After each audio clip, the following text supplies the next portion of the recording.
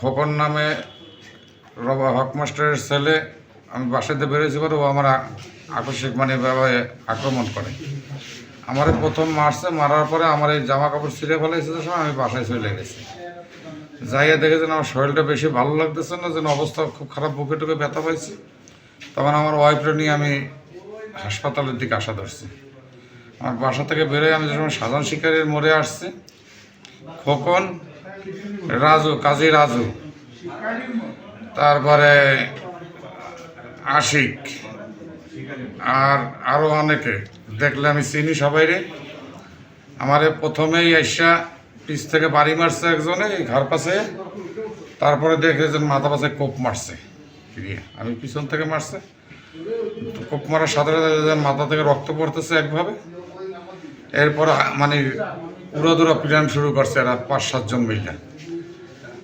এখন আমি চিল্লাচিল্লি করতেছি, আমার ওয়াইফ এসে আমার গার উপরে পড়ছে, আমি যে পড়ে গেছি। পরে আমার ওয়াইফরাও দেখি যে পিটাচ্ছে, কিন্তু ওই জায়গায় কেউ সারানোর মতো কোনো লোক ছিল না। পরে যে সময় আমার ওইখানে আমার ওয়াইফ চিল্লাচ্ছে জোরে জোরে যেন আমারে বাঁচান, আমার স্বামীরে বাঁচান, আমার 2টা ছেলে এতিম হয়ে যাবে।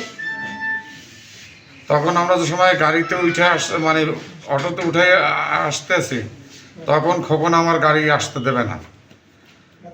এই যে খোকনের ভাই মোহাম্মদ আলী বলতেছে, মোহাম্মদ আলীর নাম নিলাম কেন, মোহাম্মদ আলী একসময় আওয়ামী লীগ করতো, এখন সে জামার সাজছে।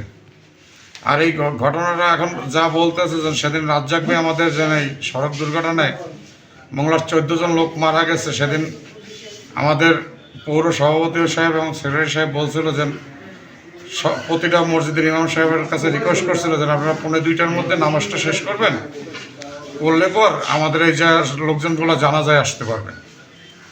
আমাদের মসজিদের ইমাম সাহেব সেদিন 1:52-তে নামাজ শেষ করছে এবং ওখানে সুন্নাত পড়ছে।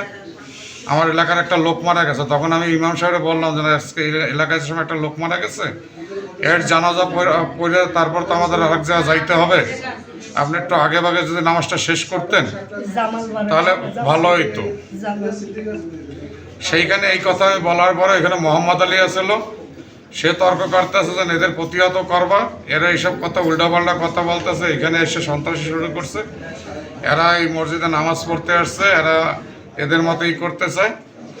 সেইটা আমার পরে যে সময় জানাজার পরে আমরা 14 জন রাজ্জাক ভাইদের জানাজা পরে এতে মানে কবরস্থান জামা মসজিদের এখানে বসে তখন আমি বলছি যে ভাই এরকম একটা আমাদের আজকে 14 জন লোক মারা গেছে আমার এলাকার, আমাদের মংলা আজকে নিস্তব্ধতা শুরু হয়ে গেছে, এইখানে যদি এরকম আপনারা এয়া নিয়েও রাজনীতি করেন, আপনারা নামাজটা শেষ করছেন, আমরা এলাকায় একটা লোক মারা গেছে, তারও তো জানাজা আমাদের পড়তে হবে, পড়ে তারপরে ওইখানে যাইতে হবে, কিন্তু নামাজটা যদি আজকে একটু আগে ভাগে শেষ করতো ভালো হইতো। সে জায়গায় মোহাম্মদ আলী ভাই উঠে আমার এই কথাগুলো বললো।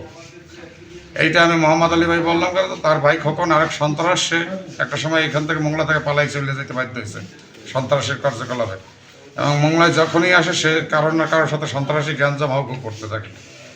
আজকে এই অবস্থা করছে, আমি প্রশাসনের কাছে ঠিক আছে এর দৃষ্টান্তমূলক শাস্তি চাই।